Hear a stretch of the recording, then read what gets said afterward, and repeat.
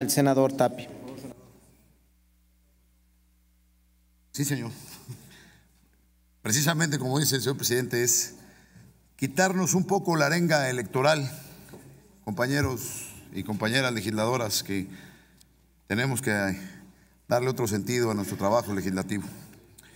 Para el Banco Mundial, la educación es un importante motor para el desarrollo, así como uno de los instrumentos más eficaces para reducir la pobreza y mejorar la salud, lograr la igualdad de género, la paz y la estabilidad. En el mismo sentido, la ONU, para la educación, la ciencia y la cultura, la UNESCO, la Organización Nacional para la Cultura de la UNESCO, señala que la educación es un derecho humano fundamental que consiste en transformar vidas, consolidar la paz, erradicar la pobreza e impulsar el desarrollo sostenible. En México, nuestro artículo 3 de la Constitución Política de los Estados Unidos Mexicanos establece que todo individuo tiene derecho a recibir una educación. El Estado, llámese federación, estados y municipios, impartirá gratuitamente la educación preescolar, primaria, secundaria y media superior. La educación preescolar, primaria y secundaria conforman la educación básica. Esta y la media superior serán obligatorias. Asimismo, establece que toda la educación que imparta el Estado debe de ser gratuita y de calidad. Lo anterior significa que todos los servicios educativos que otorgue el Estado no tendrán ningún costo y deberán garantizar el máximo logro académico de los alumnos. Al respecto, la Ley General de Educación señala en su artículo 6 que la educación que el Estado imparta será gratuita. Las donaciones o cuotas voluntarias destinadas a dicha educación en ningún caso se entenderán como contraprestaciones del servicio educativo. Las autoridades educativas, en el ámbito de su competencia, establecerán los mecanismos para la regulación, destino, aplicación, transparencia y vigilancia de las donaciones. Se prohíbe el pago de cualquier contraprestación que impida o condicione la prestación del servicio educativo a los educandos. Y en ningún caso se podrá condicionar la inscripción, el acceso a la escuela, a la aplicación de evaluaciones o exámenes o la entrega de documentación a los educandos o efectuar en cualquier sentido o afectar en cualquier sentido la igualdad en el trato a los alumnos al pago de contraprestación alguna.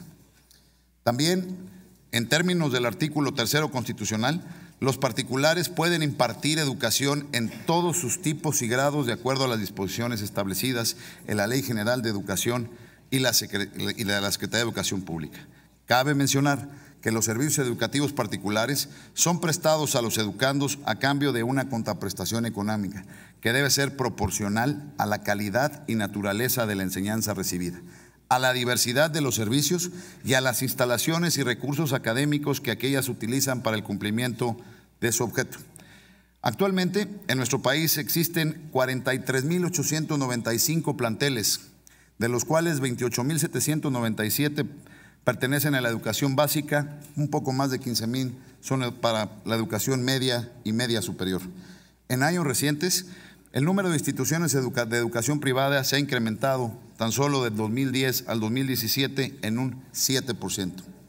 Se estima que durante el ciclo escolar 2016-2017 estaban inscritos en escuelas privadas de educación básica alrededor de 2.6 millones de alumnos, de los cuales el 27% cursaba el preescolar, el 50% primaria y el 22% restante la secundaria. Respecto al nivel medio superior, se estima que durante el mismo periodo se encontraban estudiando poco más de 1 millón de alumnos en escuelas particulares. Asimismo, el gasto en educación privada se ha incrementado de pasar de poco más de 185.000 millones de pesos de 2010 a 326.000 millones de pesos en 2017. Si bien es cierto que la legislación nacional establece que los particulares que impartan la educación con autorización y con reconocimiento de validez oficial deberán cumplir con lo dispuesto del artículo 3 constitucional de la Ley General de Educación y de las demás disposiciones aplicadas, así como cumplir con los planes y programas de estudio que las autoridades educativas competentes hayan determinado o considerado procedentes. No obstante, el pago de colegiaturas mensuales, más la inscripción y las reinscripciones, sumando a diversos gastos como son los útiles escolares y uniformes, ocasionan gastos que se multiplican cuando se tienen más de un hijo en estas edades escolares. La única regulación en el marco legal en el cual se fijan las colegiaturas de los padres que tienen que cubrir para poder reinscribir y mantener a sus hijos en estas instituciones se encuentra establecida en un acuerdo que señalo que es el acuerdo que establece las bases mínimas de información para la comercialización de los servicios educativos que prestan los particulares, publicado en el Diario Oficial de la Federación el 10 de marzo de 1992. Dicho acuerdo establece lo siguiente: los prestadores del servicio educativo que refiere el artículo primero de este acuerdo deberán informar por escrito previamente a la inscripción de cada ciclo electivo a los padres de familia, tutores, usuarios, lo siguiente: el acuerdo en general, el contenido de él, la relación de todos los tipos educativos y grados o escolares ofrecidos por el prestador del servicio para cada ciclo, así como la mención de la fecha y el número de acuerdo por el cual le otorgó su incorporación.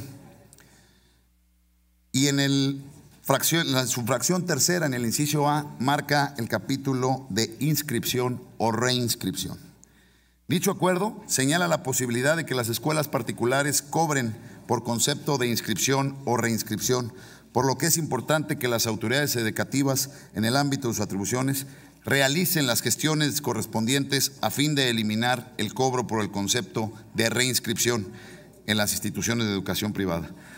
Derivado de todo lo anteriormente expuesto, en lo personal y mi grupo parlamentario acompañándome, proponemos a esta comisión permanente exhortar respetuosamente a la Secretaría de Educación Pública del Gobierno Federal y a las autoridades educativas de las entidades federativas para que en el ámbito de sus competencias y atribuciones realicen las gestiones necesarias, pertinentes, a fin de evaluar la eliminación del cobro de cuotas de reinscripción en las escuelas particulares del país como un beneficio a todos los que no son capaces de recibir una educación gratuita que imparte el Estado. Por su atención y acompañamiento, compañeros y compañeras legisladores, muchas gracias. Gracias, presidente.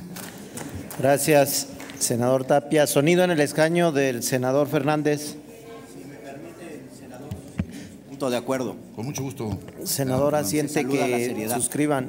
Punto de acuerdo el senador Fernández. Senador Tapia. Con el mismo objeto, senador. Tome nota, servicios parlamentarios de los senadores y diputados que desean adherirse a la proposición. Muchas gracias, compañeras y compañeros. Túrnese la proposición del senador Tapia a la segunda comisión. Compañeras